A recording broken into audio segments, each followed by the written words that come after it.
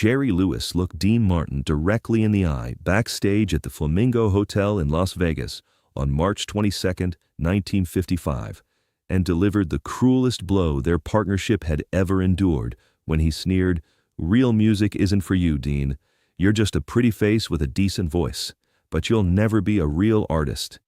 Not knowing that his words would trigger the most extraordinary vocal performance in entertainment history, and prove that sometimes the harshest criticism unleashes the greatest talent, transforming a casual insult into the moment that would define Dean Martin's legacy forever. It was Monday evening, March 22, 1955, and Dean Martin and Jerry Lewis were in the middle of their most successful Las Vegas engagement to date, headlining at the Flamingo Hotel. For 3 weeks of sold-out performances that had established them as the most popular comedy duo in American entertainment. Their shows were breaking attendance records, commanding the highest fees in Las Vegas history, and attracting celebrities, high rollers, and entertainment industry executives from around the world. But despite their unprecedented commercial success, the relationship between Dean and Jerry had been deteriorating for months due to Jerry's growing ego, his increasing desire for creative control, and his resentment of the attention Dean received for his singing abilities. Jerry had begun to see himself as the true artistic genius of their partnership, while viewing Dean as merely a handsome straight man whose singing provided pleasant but ultimately superficial entertainment between Jerry's comedy routines. The tension had been building throughout their Las Vegas engagement as Jerry became increasingly critical of Dean's musical performances and dismissive of his contributions to their act. Jerry had started making subtle but pointed comments during rehearsals about the difference between real artistry and commercial entertainment, suggesting that Dean's popularity was based more on his looks and charm than on genuine musical talent. Jerry's resentment had been fueled by recent reviews in entertainment publications that praised Dean's vocal abilities while treating Jerry's comedy as secondary to their partnership's appeal. Several critics had suggested that Dean's singing was the primary draw for audiences, while Jerry's comedy provided amusing interludes between the musical numbers. These reviews had infuriated Jerry, who believed that his innovative physical comedy and character work represented the height of artistic achievement. Moreover, Jerry had been increasingly frustrated by Dean's apparent effortlessness on stage. While Jerry spent hours perfecting his routines, studying his craft, and analyzing his performances for ways to improve, Dean seemed to achieve his effects naturally, without apparent effort or extensive preparation. Jerry interpreted Dean's natural ease as a lack of seriousness about their art, not understanding that Dean's seemingly casual approach was actually the result of deep instinctive understanding of musical expression and audience connection. The breaking point came during their Monday evening performance, when Dean had performed an impromptu version of That's Amore that brought the audience to its feet with sustained applause and demands for an encore. The song had become Dean's signature number, and his rendition that night was particularly powerful, showcasing the warmth and emotional depth that had made him beloved by millions of fans. Dean's performance that evening had been inspired by his observation of an elderly Italian couple in the front row who had been holding hands throughout the show and obviously enjoying themselves. When Dean sang That's Amore, he directed the song specifically to them, creating a moment of genuine connection that transcended mere entertainment and touched something universal about love, memory, and the joy of shared experience. The audience's response was immediate and overwhelming. The applause lasted for nearly 3 minutes, with people standing and calling for Dean to sing the song again. Several couples in the audience began dancing to the rhythm of their continued applause, creating an atmosphere of celebration that extended far beyond the typical entertainment venue experience. Instead of sharing in the audience's enthusiasm, Jerry had watched Dean's performance with obvious irritation and jealousy. Jerry couldn't understand why Dean's singing received such passionate responses from audiences, when Jerry considered his own comedy to be far more sophisticated and artistically challenging. Jerry believed that Dean's musical success was undeserved, and that it overshadowed Jerry's own contributions to their partnership. After their performance ended and they returned to their shared dressing room backstage, Jerry's frustration finally exploded into the confrontation that would change everything between them. Dean was still glowing from the audience's response to his singing, humming "That's Amore" quietly to himself while removing his stage makeup, when Jerry launched into the attack that would shatter their friendship forever. "You know what your problem is, Dean?" Jerry said, his voice dripping with contempt. "You actually believe your own publicity. You think that applause tonight means something, but it doesn't. Those people aren't responding to real music. They're responding to a performance, a show business trick." Dean looked up from his makeup mirror, surprised by the venom in Jerry's voice. He had grown accustomed to Jerry's occasional criticism, but there was something different about his partner's tone that evening, something more personal and deliberately hurtful than their usual professional disagreements. "What are you talking about, Jerry?" Dean asked, trying to keep his voice calm, despite the obvious hostility in Jerry's attack. Jerry's response revealed the depth of his resentment and his fundamental misunderstanding of Dean's artistic abilities. "Real music isn't for you, Dean," Jerry said with cruel precision. "You're just a pretty face with a decent voice, but you'll never be a real artist. Real music requires depth, intelligence, emotional complexity, things you've never developed because you've always relied on your looks and charm to get by." The words hit Dean like a physical blow, not just because of their cruelty, but because they attacked the very core of Dean's identity as a performer. Dean had always been sensitive about criticism of his musical abilities, partly because he had never received formal training and had developed his style through instinct and experience rather than classical education. Jerry continued his assault, apparently determined to destroy Dean's confidence completely. "You sing pretty songs that make people feel good, but that's not art. That's entertainment.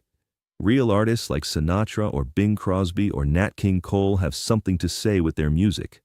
They interpret psalms. They bring emotional truth to lyrics. They create moments of genuine artistic expression.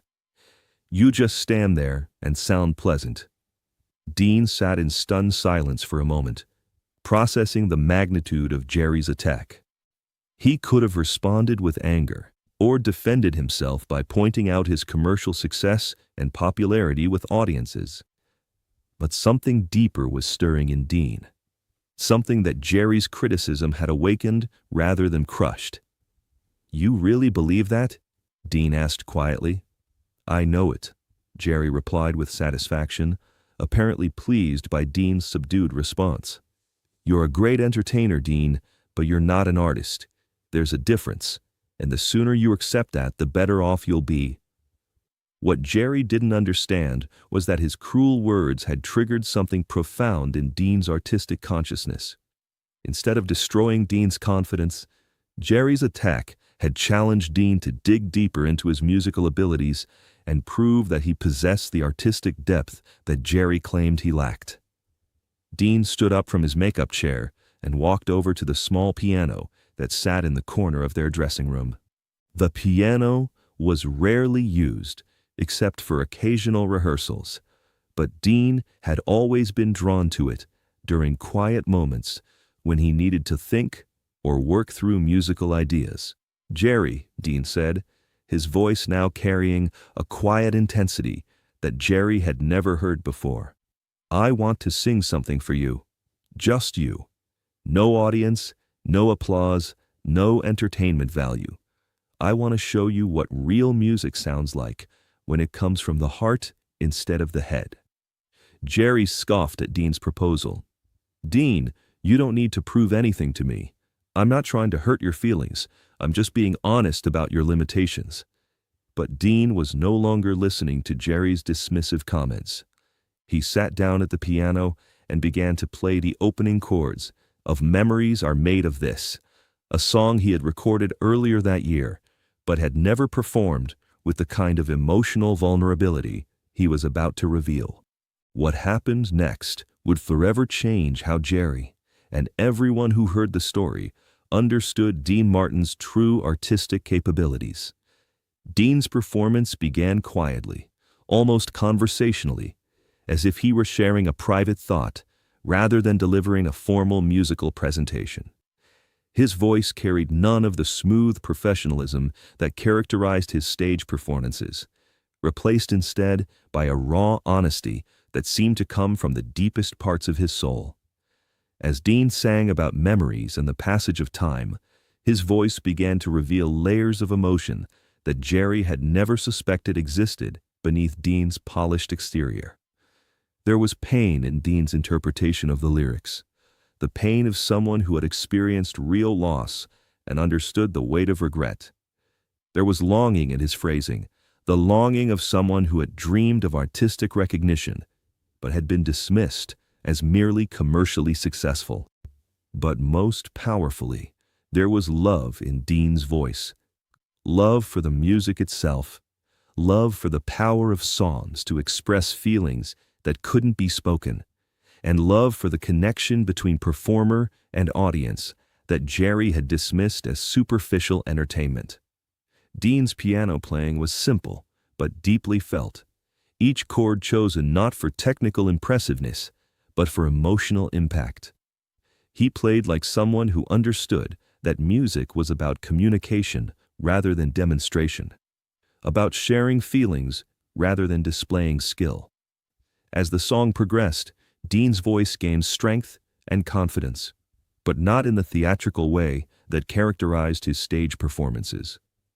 Instead, his confidence seemed to come from a place of authentic self-expression, as if he were finally revealing the artist he had always been, but had hidden behind his entertaining persona.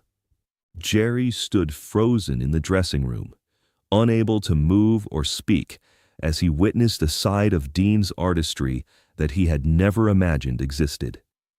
This wasn't the pleasant, crowd-pleasing entertainer Jerry had criticized. This was a genuine artist, expressing real emotions through music with a depth and authenticity that rivaled any performer Jerry had ever heard. When Dean sang the line, "Memories are made of this," his voice carried the weight of actual experience, as if he were drawing on specific moments from his own life to give meaning to the lyrics. Jerry could hear the echoes of Dean's childhood in Steubenville, his struggles as a young performer, his dreams of artistic recognition, and his complex feelings about their partnership. The performance lasted only about 4 minutes, but when Dean finished the song, the silence in the dressing room was profound. Jerry found himself facing the uncomfortable realization that he had completely misjudged his partner's artistic abilities and had revealed his own limitations as much as he had attacked Dean's. "Jesus, Dean," Jerry whispered, his voice barely audible. "I had no idea I didn't know you had that in you."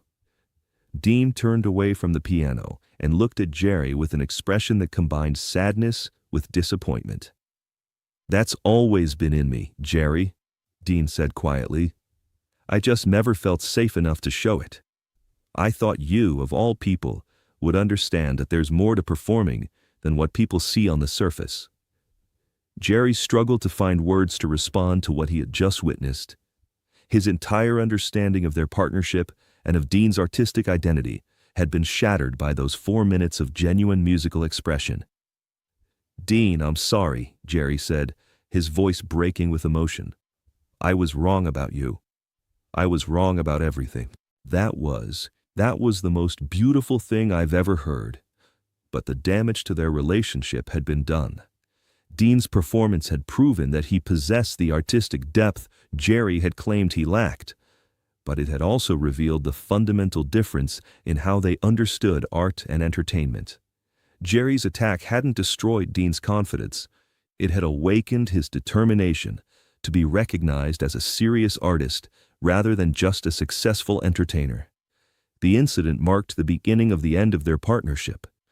While they continued performing together for several more months, the trust and mutual respect that had made their collaboration magical had been irreparably damaged by Jerry's cruel words and his inability to recognize Dean's true artistic capabilities.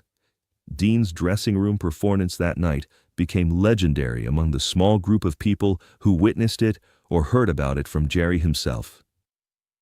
Several Las Vegas entertainment figures who learned about the incident said it was the moment they realized that Dean Martin was destined to become one of the great interpreters of American popular song, rather than just a successful nightclub entertainer.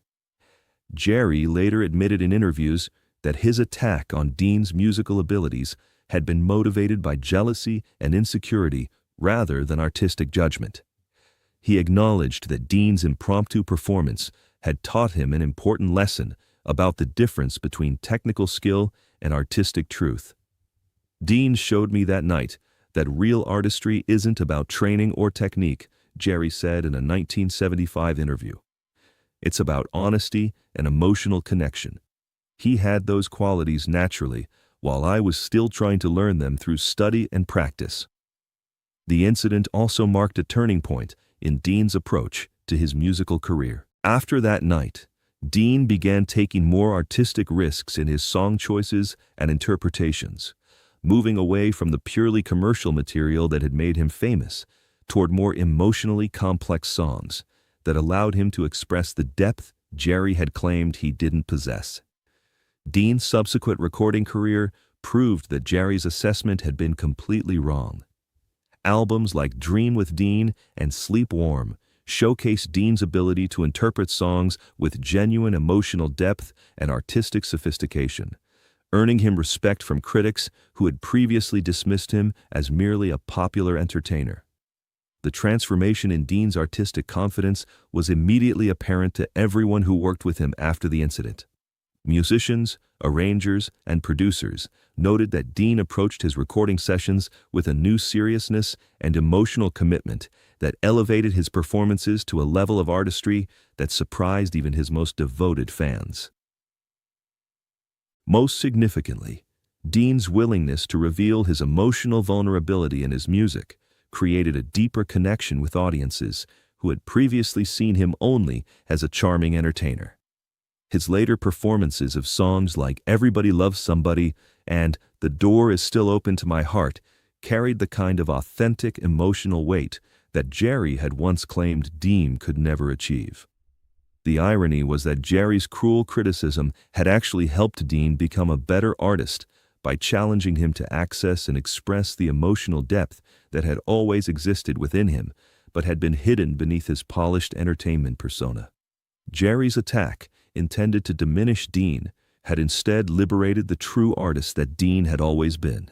Years later, both men reflected on that March evening in Las Vegas as a pivotal moment in their lives and careers. Jerry acknowledged that his criticism of Dean had revealed his own artistic insecurities, while Dean credited the incident with forcing him to take his musical career more seriously and to demand the artistic respect he deserved. The story of Jerry's attack and Dean's response became part of entertainment industry folklore, often cited as an example of how genuine artistry can emerge from adversity, and how cruel criticism can sometimes awaken rather than destroy creative potential. It served as a reminder that true artistic ability often lies hidden beneath commercial success, waiting for the right moment or challenge to reveal itself.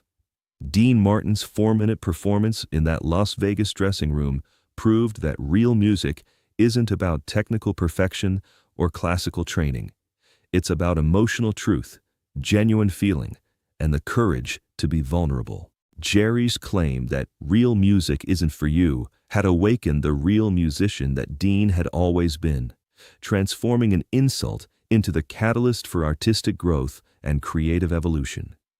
If this story of artistic awakening, hidden talent, and the power of proving critics wrong moved you, make sure to subscribe and hit that like button.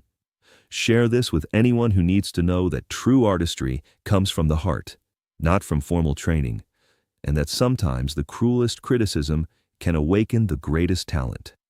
Have you ever been told you couldn't do something that you knew in your heart you could? Let us know in the comments. And don't forget to ring that notification bell for more incredible stories about the moments when authentic talent proves itself against all expectations.